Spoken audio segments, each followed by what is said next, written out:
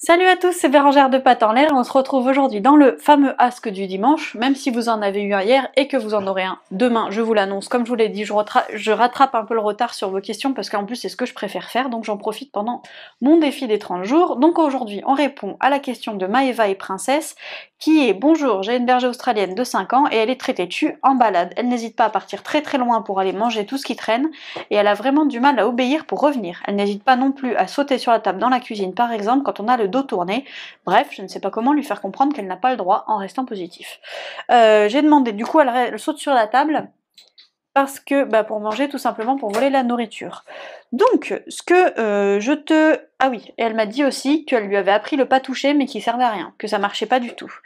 Donc, pour commencer, je te dirais d'essayer de comprendre pourquoi elle fait ça, de voir son alimentation, voir si elle est assez complète. Donc pour ça, on a Jérémy chez Pattes en l'air, donc si tu veux, laisse-nous un commentaire sous n'importe quelle vidéo ou envoie-nous un message privé sur Facebook ou par mail, l'adresse est dans la barre d'infos, pour nous dire directement ce qu'elle mange et si des fois on peut t'apporter des conseils pour améliorer cela. Peut-être qu'elle manque un peu de... Peut-être qu'il y a des choses qui manquent dans son alimentation et que c'est ce qu'elle recherche en allant manger tout et n'importe quoi. Voilà. Après, au-delà de l'alimentation, je te dirais de vérifier niveau vétérinaire si elle n'a rien de grave. Il y a des maladies qui entraînent le chien à manger tout et n'importe quoi pour se remplir notamment.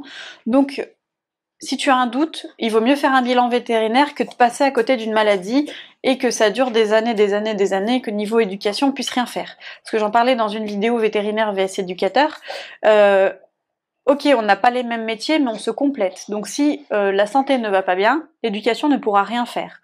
Donc, si tu as le moindre doute, va au vétérinaire. C'est des frais, je le sais, mais ce serait dommage de passer à côté de quelque chose. Ensuite, j'examinerai, c'est un peu dégoûtant suivant ce qu'elle mange dehors. Parce que suivant ce qu'ils mangent dehors, ça peut avoir différentes significations. Notamment les chiens qui mangent leurs propres excréments, leurs propres crottes.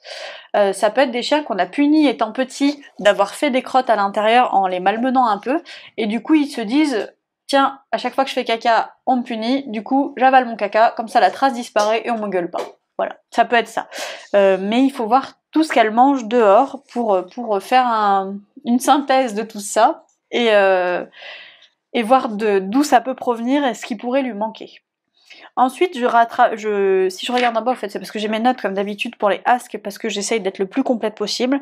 Je retravaillerai le pas touché. Alors toi, tu l'appelles le pas touché, chez nous, on dit tu laisses. C'est la même chose, mais en fait, je le retravaillerai dans le sens où je recommencerai à zéro. Si tu me dis que ça marche pas, c'est que soit il y a un souci de santé, soit il y a une étape qui a été ratée. Alors c'est pas grave du tout, ça se reprend tout à fait, mais pour le reprendre de la meilleure des manières, je le recoderai à ta place, c'est-à-dire que je changerai carrément le mot. Par exemple, si tu dis pas toucher, passe au laisse, et en fait tu le reprends du départ, l'apprentissage, mais en le travaillant beaucoup, comme c'est le point faible de ta chienne, en travaillant sur la durée, sur la distance et les distractions, les 3D. Donc la durée, tu travailles de plus en plus longtemps quand quelque chose est au sol avant de lui dire qu'elle peut prendre, la distance en se mettant de plus en plus loin de ta chienne quand tu lui demandes, et les distractions en le faisant au début dans un lieu calme à la maison, puis ensuite pour finir en ville. Voilà. Donc travaille bien ces points-là pour travailler cette demande. Je sais pas si tu as vu, mais il y a on mettra en barre d'informations aussi, mais on fait des trainings avec Lana en temps réel en vidéo là-dessus, parce que c'est aussi un des points faibles de Lana, même si ça n'a pas l'air d'être au point de la tienne. Moi, ça l'empêche pas de revenir, ça empêche rien du tout, c'est juste que les caca de chat, elle en raffole, et c'est une vraie gourmandise pour eux, les crottes de chat.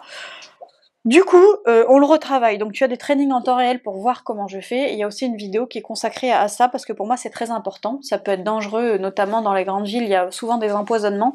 Du coup, si ton chien ne mange rien par terre, ça peut être bien sécuritaire quand même, parce que moi c'est vrai que ça me fait peur ça avec Lana.